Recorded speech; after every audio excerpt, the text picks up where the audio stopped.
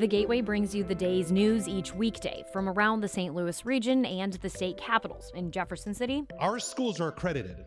We don't need this bill. And Springfield. How many more years must pass before lawmakers see time is of the essence? I'm Abby Larico. Join me each weekday for The Gateway on the STLPR app or wherever you get podcasts. From St. Louis Public Radio. This is Politically Speaking. Ray Hartmann has spent several decades as a prominent voice in the St. Louis media world. But now the Democrat is making his foray into politics by challenging Republican Congresswoman Ann Wagner. Hartmann joins us on the latest episode of Politically Speaking to break down how he stands on the big issues and why he thinks he has a fighting chance against Wagner on November 5th. Let's hit the music. This is the Politically Speaking podcast, the definitive show about Missouri politics.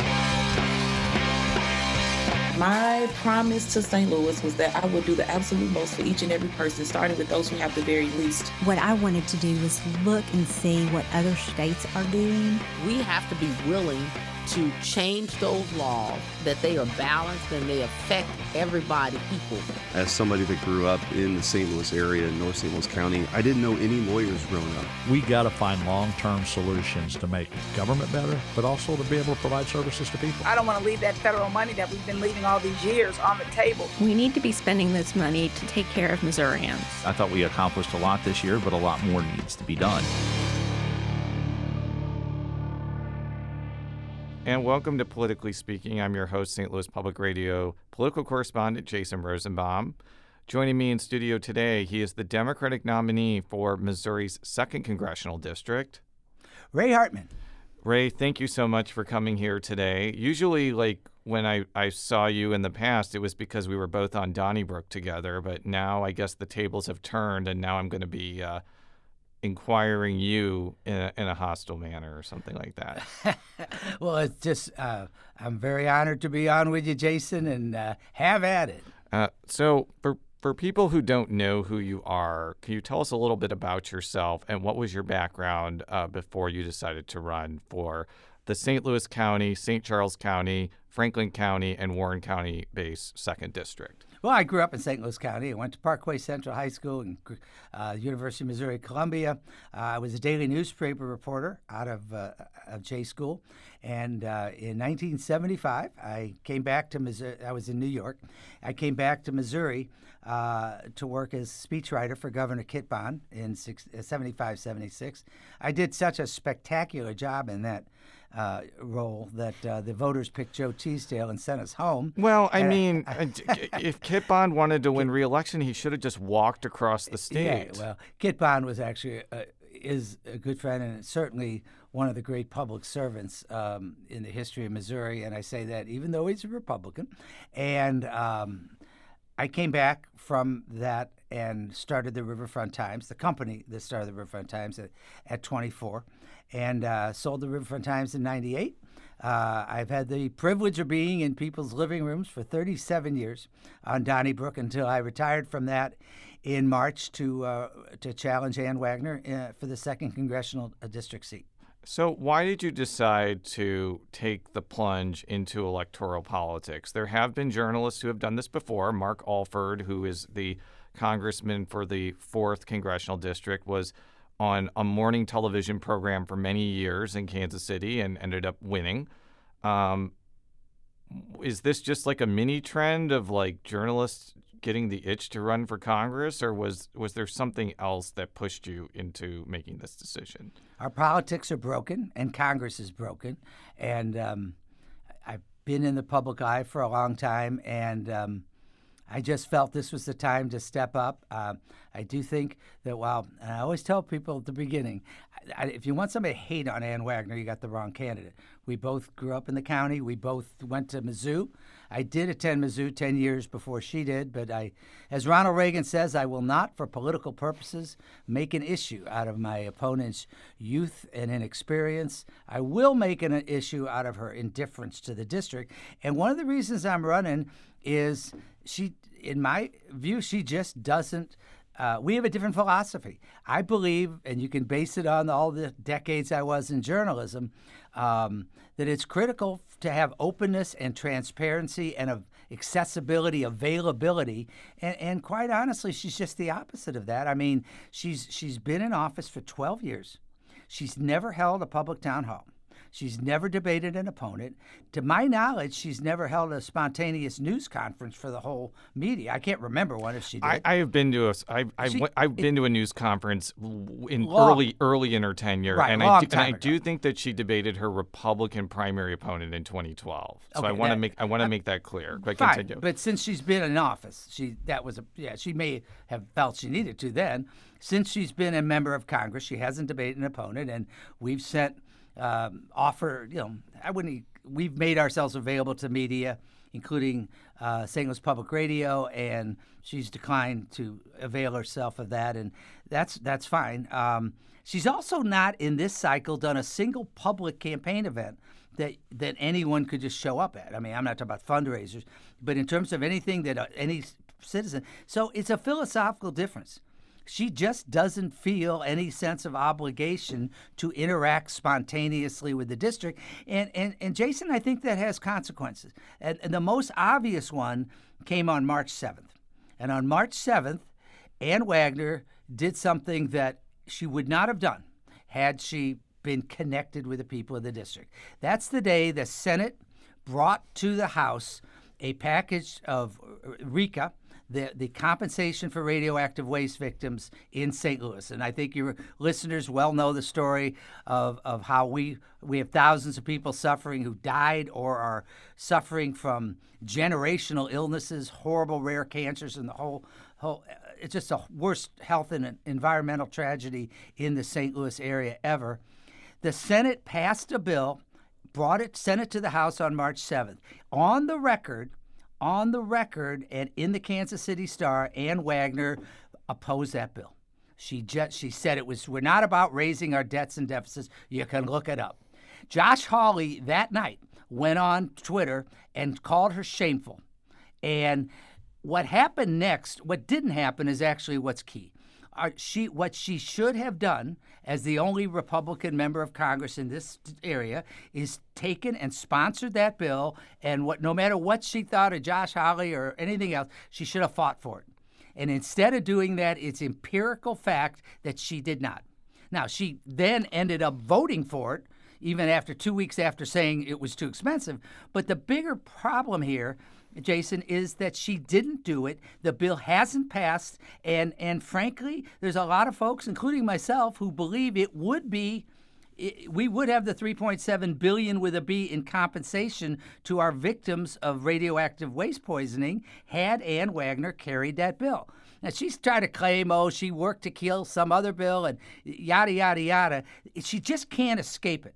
And there's just no explanation other than being disconnected to do this. I would have to ask her exactly what she meant when she was being interviewed by the Kansas City Star. I don't really want to I wasn't there, so I can't tell you what the conversation was. Just read the quote. Yeah, we are not looking to raise our deficits and debts any further than they already are, so there needs to be legit pay-fors on this. And there wasn't. And then she put out a statement saying, let me be clear, I will do all that I can to see RECA signed into law. I have consistently fought on this issue for the last decade, and those who have stood alongside me know the work I've done to support our St. Louis community. Now, I do think, though, she was raising the reality in the House that House Speaker Mike Johnson didn't really like the bill that Hawley passed because he thought it was too expensive. And he has a lot more power to, control the flow of legislation than Ann Wagner as Speaker of the House. Isn't that a bigger barrier to something that Josh Hawley wants to pass than Ann Wagner? No, I think she could have advocated on March 8th, starting on March 8th, that this bill pass. It's as simple as that. I mean, she chose not to. And by the way, there's been a bunch of press conferences since then with advocates, one of which I attended as an observer in Washington. She's never shown up in any of those forums to other. There's been congressmen, members of Congress and senators at a number of opportunities to stand up for this, and she just hasn't done it. And, and at one point she said, well, Cory Bush should sponsor it, which was a brilliant strategy, of course, in a Republican Congress. No, she just hasn't fought for it. And by the way, I've been writing editorials about this. My first one was in the 80s at the RFT, but I also wrote a bunch of them at St. Louis Magazine. And if Ann Wagner was present all these years, it was a well-kept secret, because the problem, and this was across the aisle, I think, and it wasn't a partisan thing. I think Roy Blunt tried at one point to help, but for the most part, she's done nothing about this. And the fact that she would even think about going on the record on that day to talk about something being too expensive when it was $3.7 billion in our district. This isn't, I'm not talking about pork here. I mean, she also voted against the infrastructure bill, but shows up at ribbon cuttings. That's fine. That's kind of standard politics now. But this was compensation, and she should have been absolutely enthusiastic, and she should have taken on Mike Johnson. So let's go through some of the issues that I think voters would like to know. Let's start on foreign affairs, because that is a subject matter area where Congresswoman Wagner is heavily involved. I believe she is on the Foreign Affairs Committee.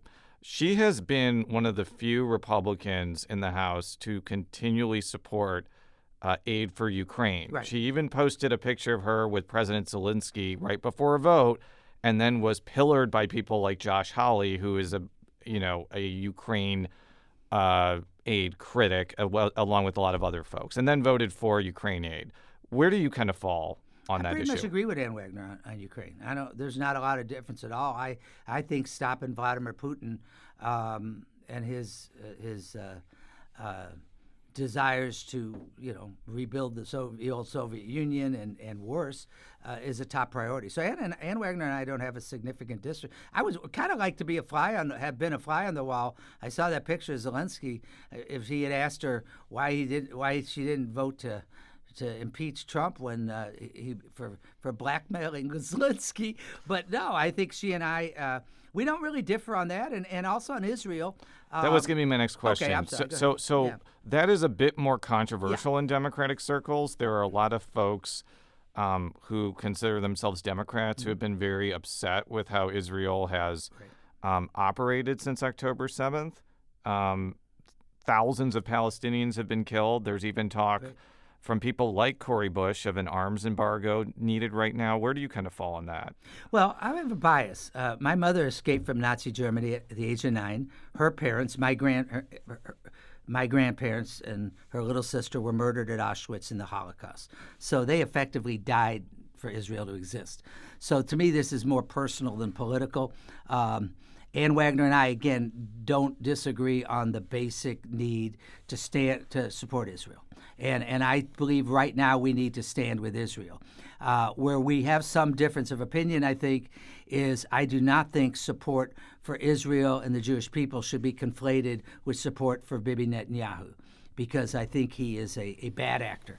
And I don't think there should be an arms embargo at all, but we need to take a leadership role as best we can and use our leverage to bring a ceasefire and to bring the end of what's happening in Gaza. So, but our leverage isn't working. Benjamin Netanyahu is not stopping any attacks in Gaza, which I think is kind of why the call for using leverage of taking away arms is becoming louder among the left flank of your party. Right, I understand, and I'm not on the left flank of my party on that. I will say that I do think there's a distinction.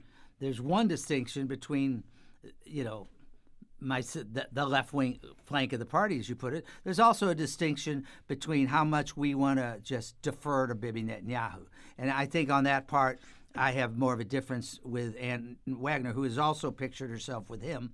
So, but yeah, I mean, I do think at the end of the day, the most important thing is to get peace in Gaza and stop the killing. And I certainly am with those who are very critical of what's happened there. And there's no question. But, at this point,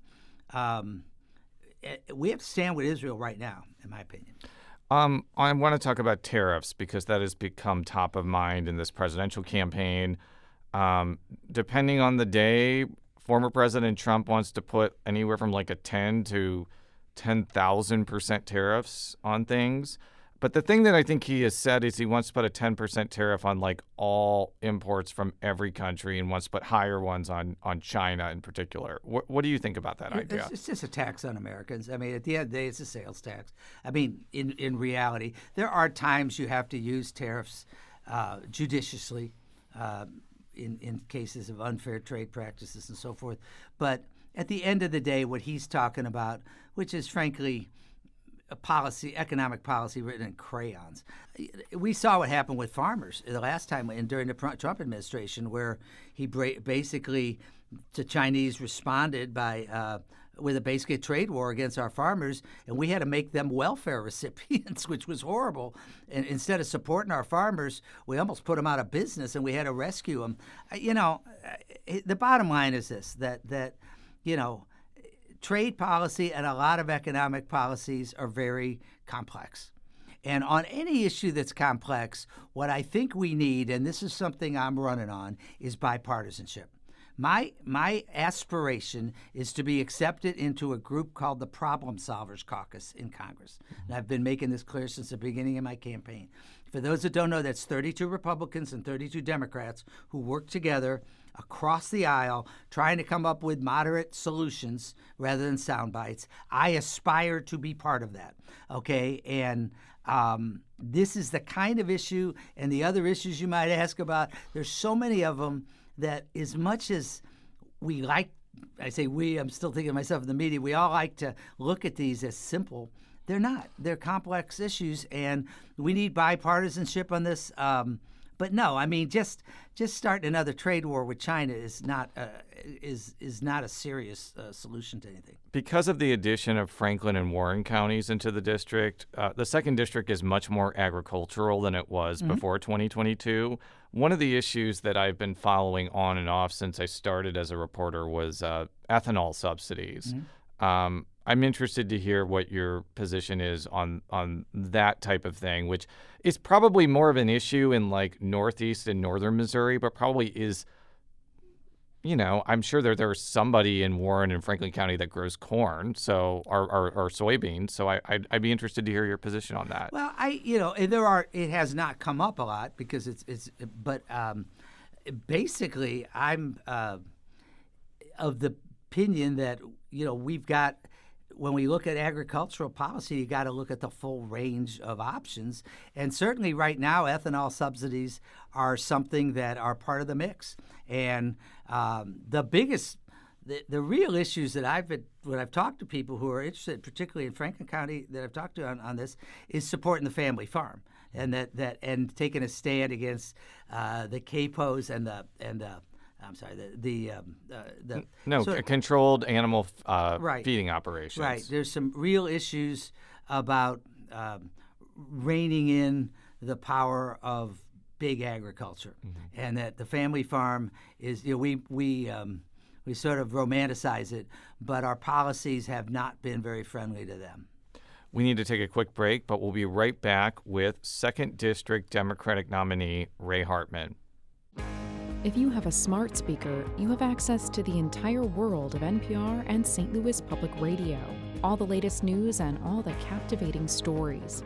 Activate our voices with yours by telling your smart speaker to play St. Louis Public Radio. And we're back on Politically Speaking with Ray Hartmann. He is the Democratic nominee in Missouri's 2nd Congressional District. I want to move on to abortion rights. This could be an issue where there is a pretty big difference of opinion.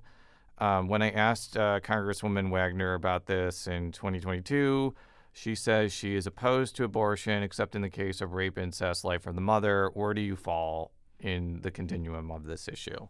I've been involved in the pro-choice movement actually longer than she's been in the pro-life movement, going back to the 80s and 90s. I actually got the Reproductive Freedom Award when it was a pretty big award in 1991 from the Freedom of Choice Council. I believe very strongly that we need in Congress to restore Roe v. Wade protection to all women in our country. Which, by the way, I want to just make clear for our listeners, would mean that you could get an abortion up to what's known as fetal viability, Correct. which is usually around 24 weeks or something like that. Restore Roe v. Wade protection, full stop. I would add that we need to assure access to contraception, including medication abortion, to all the women in our country, and we need to assure access to IVF for all the women in this country. I think those are not state issues, and the Republicans now are trying to pretend that this is some states' rights thing. It's no more of a states' rights issue than the basic civil rights are. It's absurd to talk about that, and I also don't trust them. If God forbid Trump won and the Republicans in both houses of Congress, I think it is almost certain that there would be national anti-abortion legislation passed, and I am extremely certain that if it were proposed, Ann Wagner would support it. She has called fighting against abortion rights, quote, her sacred duty. In 2017, she tweeted out that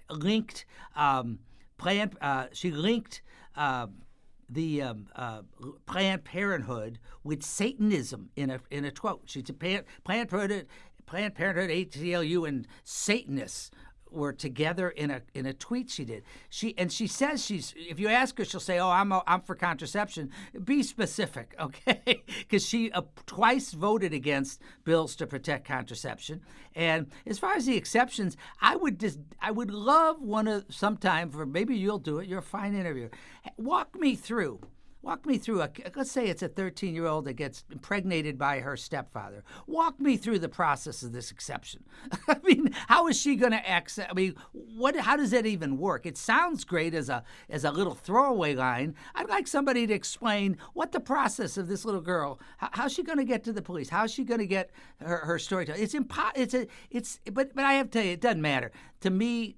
I mean, it matters, but what matters to me is that we need to stand 100% for women's right to choose and women's right to control their own bodies. And this is an issue that Ann Wagner has not been a moderate on. She portrays herself, I don't think accurately, but she portrays herself as a moderate on a lot of issues, and on some she is. But she has never been a moderate on abortion rights, on reproductive freedom. She just hasn't. And, just trying to soften the talk and saying that you're this way, that way, I like the exception. Explain the exceptions. And again, the bottom line is I happen to believe in a woman's right to choose, and it is the biggest issue in this election in terms that separate Ann Wagner and I have not. We're recording this before I'm going to talk with Congresswoman Wagner, sure. But I'm sure that she is going to say, as she said about Trish Gunby and Jill Shoup, that you support abortion up to 8 or 9 months of pregnancy, and that has been thrown around a lot. And it is a reference to when women are later beyond fetal viability and often run into catastrophic pregnancy complications. Sometimes they need to terminate the pregnancy. Right. And I think that has been a source of actual contention within the pro-choice community about whether having viability limits is a good idea, because there are so many different scenarios that go beyond just the concept of viability where an abortion may be needed. But I want you to I'll be happy to respond. Sure. First of all, I support fetal. I believe that the only exceptions past fetal liability should be if the life and health of the mother involved, according to the medical profession, not some politician. Okay, so let's be clear. Of course not. I have 2 kids. I've seen the ultrasound. Of course not. Of course, viability. The whole concept is when a fetus is viable, the fetus is capable of living outside the womb. So there's no issue with that. And it's a completely, Jason, when I wrote about this, and it was when Ann Wagner was the chairwoman of the Republican Party, the big thing was a partial birth abortion, how horrible it was. And this is when she was chair of the party back in the early 2000s. And I remember going to write about it at the time, I was still at the RFT as a writer, and doing the research, there had never been in the history of Missouri at that point a single partial birth abortion to talk about. There literally hadn't been one. And so it's like, well, we're arguing about something that's never happened. And of course, this whole idea, the cases generally where one of the reasons for a partial birth abortion is the fetus is dead and the parents want to give that fetus a burial. Now, I guess maybe that's a terrible thing to the people on the other side. I don't think it is, but of course not. I mean, and it's so ridiculous to even talk about that somehow somebody should be able to walk in at 37 or 38 weeks and change their mind. Of course not. And I don't know, I can't speak for anybody else. I absolutely believe that past fetal liability, the only possible reason to talk about this is the health or life of the mother, or I should maybe add if the fetus is actually dead, but no, I mean, that's obscene. Now, I do want to talk about the political implications of this issue. So there is Amendment 3 on the ballot, which would legalize abortion in Missouri and the Missouri Constitution up to fetal viability, also with, as you mentioned, health, life of the mother exceptions past that. And I've talked to a lot of voters from the 2nd District, and they say the number one issue that is driving them to the polls is Amendment 3 and abortion, and including some independents and Republicans who are, I'm voting for Amendment 3 no matter what. How much do you think Amendment 3 will affect the outcome in your race? A lot. I think the turnout, this is going to be, our polling shows, and I'm not going to get into details, but this is going to be a close race, I believe. And we'll see. But I think in a close race, the two factors that really come to play is who turns out, who stays home. In this case, and I'm not giving away the Coca-Cola formula here, on our side, we are very much expecting in a district that's largely made up of St. Louis County voters, there will be record turnout because in a red state, going to the ballot box is the only way that women and men can protect reproductive freedom. You know what the legislature's about. And so if you look at the other states, Jason, in Kansas, had a similar situation, 59%. In a redder state than Missouri, 59% voted to protect abortion rights. In Ohio, it was almost 56, and in Kentucky, it was 53. Those are states, particularly Kentucky, and they're really as red as Missouri.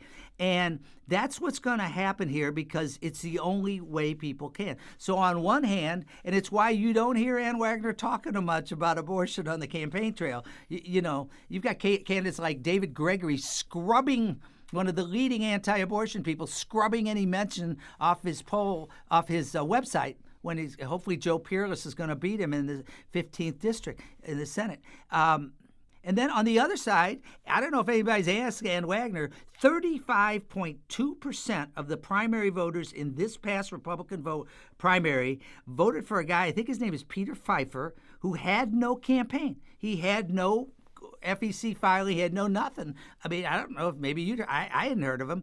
35.2% of her voters in the Republican Party voted for a guy that nobody heard of. And so I'm guessing that speaks to the Trump base, perhaps. I mean, I'm not expecting them to vote for me, but it's a good question. So I think she has an enthusiasm gap on her side with the MAGA base. And she's talking all of a sudden as if the border was the biggest issue in Missouri. Let me ask you about that. Sure. And I think that issue is complex. And I'll tell you what. I'll give you an example of how complex it is. There was that horrible situation where that police officer, David Lee, was killed in St. Louis by somebody who purportedly was in this country illegally from St. Charles County.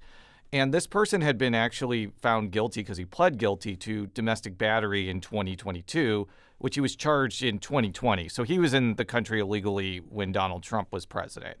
The issue is that he couldn't get an immigration hearing on his status, even though the Homeland Security knew about him for like 4 or 5 years. And I think that's on the low side. I think that actually sometimes takes 5, 6, 7 years, especially if like somebody is in the country illegally, but they are found but haven't committed a crime.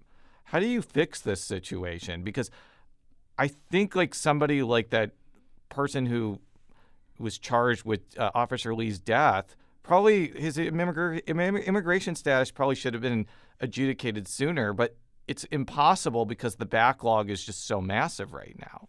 Well, first of all, it's a horrible tragedy. We all know that. It's heartbreaking. But let me start. We need better control of our border. There's no question about that. And that is, again, to be a broken record, complex. Comprehensive immigration reform, which has been needed forever, is complicated. The closest we came to it, and you've probably heard this in the presidential debate, was the bill that the very conservative senator from Oklahoma, Lankford, put out there, and it was a good example of what I'm talking about. Republicans and Democrats coming together, giving and taking.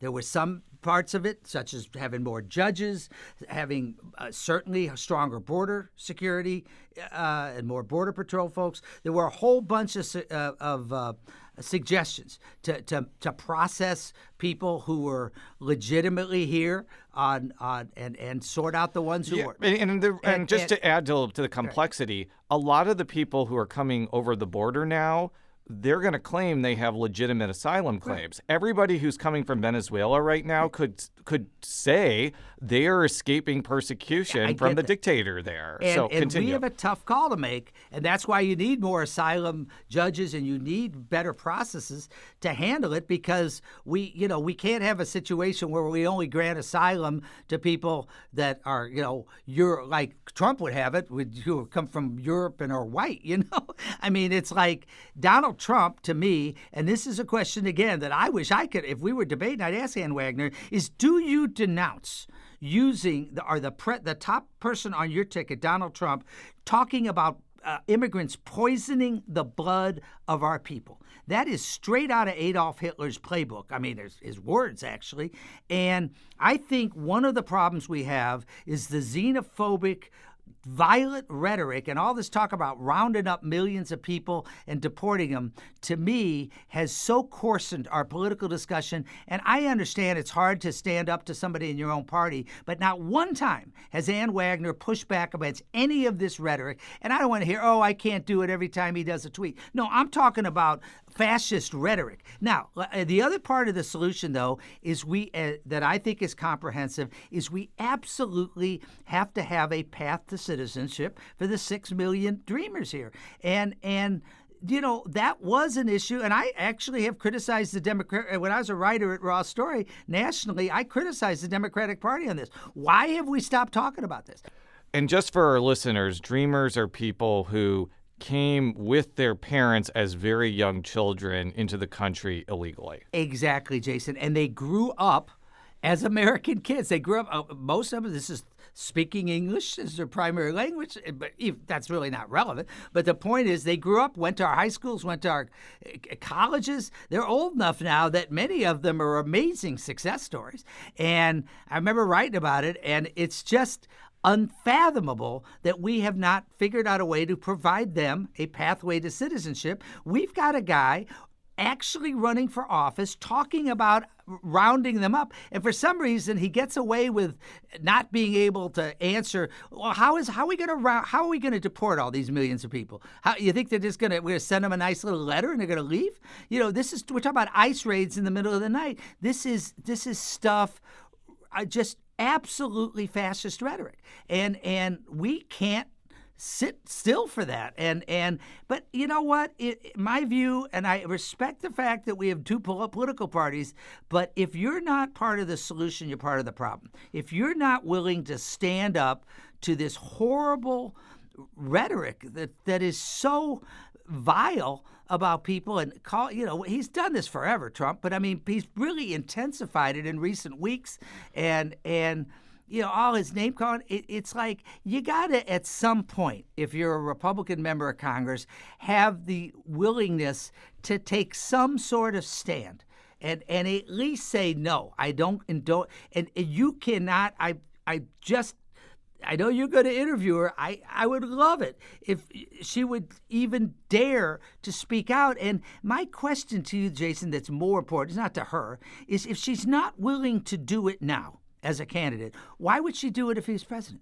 In other words, it just doesn't, it doesn't happen. And one of the reasons I ran as a given my background with my family, is I do fear for our democracy when if someone could get elected on this kind of rhetoric. We'd like to think there would be guardrails, but there were 1,100 Republicans who represent those guardrails recently that came out with a letter warning America that this guy is a danger to our democracy. And they were all Republicans. They were all very well-respected conservatives. I tell you, I worry about this. I'm going to venture to guess from your comments that you're not taking the Lucas Kuntz path and saying I'm not endorsing anybody in the presidential race, and that you're all in for Kamala Harris. 100%. I'm 100% in for Kamala Harris and Tim Walz, and I think she'll be a great president. And how do you think she'll do in the 2nd District? Because it was 50-50 in 2020 when the district was drawn differently. You have Franklin County and Warren County, which are going to vote for Trump by wide margins. But it's not out of the question that the St. Louis County part votes for Harris by wide margins. And who knows? There are a lot of college-educated folks in St. Charles County who might vote for Harris, too. Like, how do you think she's going to do? Our polling, which we did with John Zogby nationally and Ken Warren, a very respected political scientist, found she was about a point down at the end. We did it. The last poll we did was at late August, and she was down a point. And I think she's going to win. The answer is I think she's going to win the district. One of the things everybody talks about and first of all, Franklin County, I spent a lot of time there. And Ann Wagner's only represented Franklin County for 2 years because of gerrymandering. And I think respectfully that having been in the living rooms of every square inch of the 2nd District for 37 years, I'm better known in Franklin County than she is. And at least that's what I hear from people when I'm out.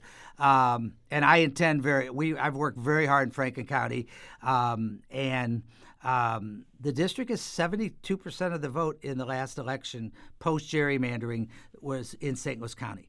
So it's still largely a suburban district, and Donald Trump's rhetoric, his vile comments about women, and of course the issue of reproductive freedom all matter a lot in St. Louis County, and they do actually. Believe it or not, when I go to Washington, Missouri, and I do it a lot in Union, among other places in Franklin County, it's not like the people are that different than they are anywhere else. Most people, and the one thing they do want everywhere I go is they want someone who is not ghosting the 2nd District.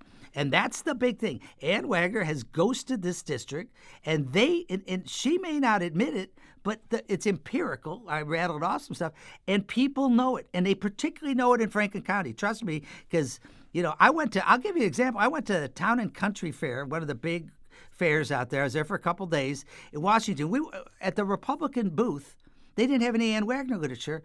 One of our folks went over and asked why. They said, we don't have any communication with her. That's at one of the big fairs. They didn't even have her. And of course, I was outside the Democratic booth meeting people, but they didn't even have her literature. And so I think that she's got I think that I'm going to win this election. And I think I'm going to win it because I am much more in tune. And it's not just, by the way, it goes beyond the fact that being there and abortion is also the Affordable Care Act. Ann Wagner has been absolutely ran on a pledge to eliminate the Affordable Care Act. The last time I checked, she still thinks it should be eliminated. I believe it should be expanded. And so I think I am much more in tune with the voters of the 2nd District, and that includes the surrounding counties to St. Louis. It includes Franklin, Warren, and St. Charles counties. And I think that's why I think, and I can match her public visibility for the first time of any of our candidates, and I think I'm going to win. Before I let you go, I do want you to respond to something that was in the Post-Dispatch and what may be the source of television or radio ads if she decides to go negative against you, and that is you are taking a salary as a candidate. Now, I want to make it clear you are allowed to do that under FEC rules. I went through this in 2020 when Lacey Clay was attacking Cori Bush for doing the same thing. So I'm very well aware that it's legal, but I would have to ask her, but she would probably say, like, it's unseemly or something like that. Well, if you do ask her if she opposes the FEC regulation. That's in the Federal Election Commission rule. That's very specific. And understand, I'm one of the 2/3 of Americans, unlike Ann Wagner, who lives paycheck to paycheck. She has a $21.7 million net worth, according to reputable sources on the that I could send you to. So I live paycheck to paycheck. I had, for ethical reasons, to take I'm a journalist professionally. I had to eliminate all of my income, 100% of it, for ethical reasons. Yes. Just like you couldn't run and have this job. No, I could not. Let's just say that Jason Rosenbaum wanted to run for St. Louis County assessor for some reason because I have a death wish and of my enjoyment in life. No offense, Jake Zimmerman. I would not be able to keep this job. Of course you could. And more specifically, if I win and you want to run against me for Congress, you can do it. But I'm going to guess if you took your income to zero as a journalist, you probably would have to avail yourself of this regulation. I mean, most people can't afford to. So I thought it was laughable that it was a story. I mean, I'm not self-conscious about it. I will say that for sure that one of the interesting points is I noticed there are 13 members of Congress who have given more in this cycle, who have donated, that have self-funded. There's actually more than that who self-funded, but 13 of them, and you can look this up at Open Secrets, candidates for Congress, not members, candidates for Congress in both parties, 13 of them have donated more than $1 million to the campaign. If anybody ought to be reporting to their donors, it's Ann Wagner. Ann Wagner with a $21.7 million net worth, starting with $3 million in the bank. Maybe somebody should ask her, well, why didn't you self-fund? Why did you take millions from special interests? We don't have the exact number. She takes millions in special interest PAC money. Why doesn't she? I think it's a better question to her donors than mine. And again, we were completely compliant, completely open, and it's a totally reasonable rule. If you didn't have it, the 2/3 of Americans who live paycheck to paycheck, by definition, could not run for Congress. So I think I didn't write the rule, and I certainly have no self-conscious. I don't know why it's unseemly. I'd love to know what somebody thinks I should do if I have to go to zero income. And understand, this is how I make money. It's like you do. Well, what am I supposed to do? The only alternative to taking the allotted amount, which, by the way, limits you to half of a congressional salary. It's not, the only alternative is not to run. And so, I mean, I have zero self-consciousness about it, but I think there's real irony in her campaign bringing this up and frankly, saying some slanderous things about it when she's got this rather good for her. I don't have a problem with wealth, but for somebody with that kind of net worth, and it was Open Secrets put her net worth at $11 million in 2018, and I'm trying to remember the website. It's a very specific kind of comprehensive website that has her at $21.7 million. Maybe I'll get you the source, but that's a lot of money, a lot of net worth to be even not self-funding, particularly when you start the election with $3 million in the bank against somebody who's not going to raise anywhere near that. So I think it's a good question for her more than for me. But, and by the way, I don't care. I'm not criticizing how she does her campaign. She can go to all the special interests she wants. If I will say, one of the things I'd like to see is congressional action to undo the damage that the Citizens United case on campaign financing. I would love to see us move to a system of public campaign financing. But yeah, I mean, I think that so I have zero self-consciousness about it. And by the way, I've had I would say this, the main response I've had to that Post-Dispatch article, and the Post, of course, doesn't cover Coldwater Creek, doesn't cover all these other issues. This is their idea of the first story they wrote about the race. And it's has been just from other journalists asking me about it, but I haven't heard from a single donor. I mean, not one. And because it's sort of like Ray Hartmann complies with the FEC, film at 10. I mean, what are you going to say? So it's okay. Well, Ray, thank you so much for joining us. And by the time you listen to this, you will also be able to listen to Congresswoman Ann Wagner's episode of Politically Speaking. For 2nd District voters like me, I hope you listen to both and make your choice accordingly. Well, and I appreciate you, Jason, for having both of us on. I'd rather debated her, but this is just You're well respected, and it's great that you have us both on. So let's see what happens. Politically Speaking is a product of St. Louis Public Radio, which is a part of the University of Missouri St. Louis. You can find all of our coverage of the 2024 election cycle at stlpr.org. And Ray, how can people find any more information about your campaign on the internet? Just go to RayHartmanForCongress.com. Hartman is double N, and 4 is spelled out. RayHartmanForCongress.com. Thank you very much. Until next time, so long. Politically Speaking is produced by Sarah Kellogg, Rachel Lippman, and me, Jason Rosenbaum. The show is edited by Fred Ehrlich. Read all of our coverage at stlpr.org. And if you haven't already, make sure to subscribe to Politically Speaking by searching the term Politically Speaking on Apple Podcasts. From St. Louis Public Radio. This is Politically Speaking.